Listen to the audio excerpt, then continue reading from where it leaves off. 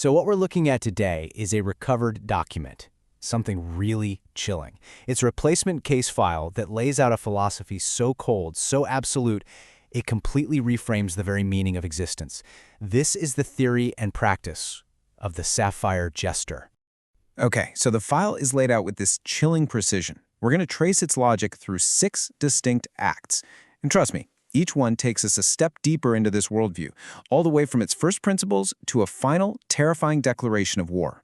So, Act 1. Our case starts not with an action, but with its exact opposite, a deliberate total erasure. This first move is all about creating a vacuum, both literally and philosophically. The first move isn't an attack, you see. It's a theft.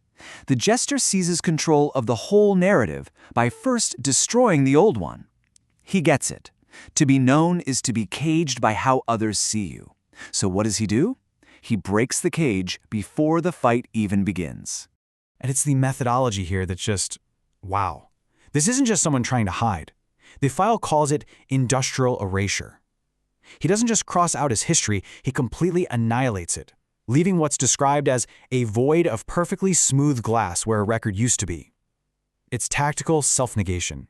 And this is the line that just sets the tone for everything else.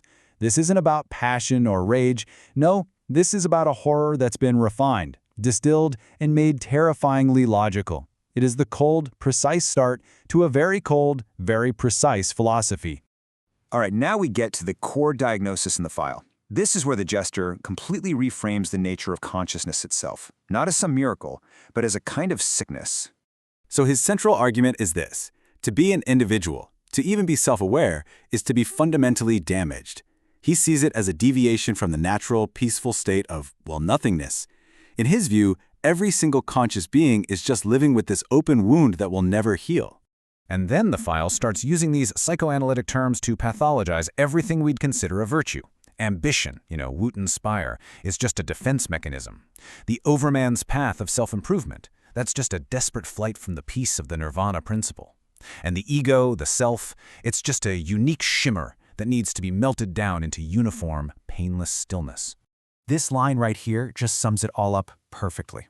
If life is a fever, just some chaotic mistake that disrupts the perfect order of the vacuum, then what the jester is doing, it's not destructive.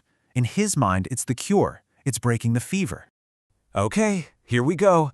This is the heart of the doctrine. It's a 2-word manifesto that basically encapsulates his entire worldview, and it stands in total opposition to any philosophy of heroic struggle. And here's the core concept. Odium fati, the hatred of fate. It's the polar opposite of amor fati, the love of one's fate. This philosophy rejects any destiny that involves struggle or passion or burning. Instead, it champions the cold virtue of just uniform negation. I mean, just think about that for a second. Any hope, any desire for progress, any arrow of longing, he sees all of it as simply prolonging the basic suffering of being an individual. Any forward momentum is just delaying the inevitable, and in his view, the desirable return to nothing. Wow, what a powerful metaphor. It positions every act of creation, art, building civilizations, life itself, as nothing more than an arrogant defiance against the final inevitable peace of non-existence.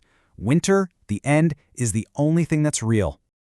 So you might be wondering, how does this all move from an abstract, terrifying philosophy into a concrete, terrifying methodology? How do you actually do odium fati to the world? The weapon is called assimilation. This is the practical application of the whole philosophy. It's a process designed to enforce uniformity by literally dissolving the boundaries that make you, well, you. It's described as a weaponized oceanic feeling. And the process is just methodically chilling. First, you get rid of irony, because that requires a distinct self, which is the enemy. Then, you weaponize that feeling of oneness to just dissolve all resistance. It's about twisting the very idea of freedom into a force for uniformity, valuing the silence of the ocean floor over the thunder from the mountaintop. And this just shows you the absolute contempt he has for what we'd call strength.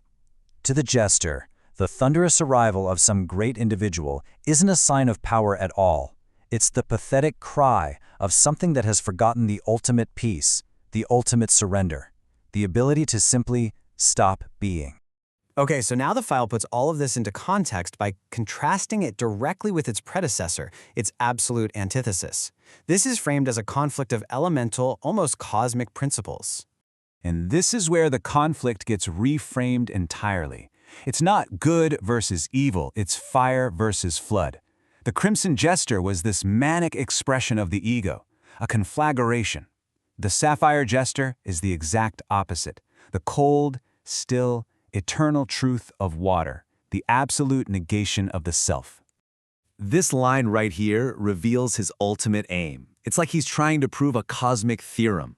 By drowning the stars, the great individuals, the shining achievements, he wants to prove that the fundamental force of collapse is just more powerful and way more enduring than the fleeting light of creation. The final pages of this document, they aren't a conclusion, they aren't a summary, they're a beginning. This is the formal declaration of intent, the opening shot in a war to end all movement.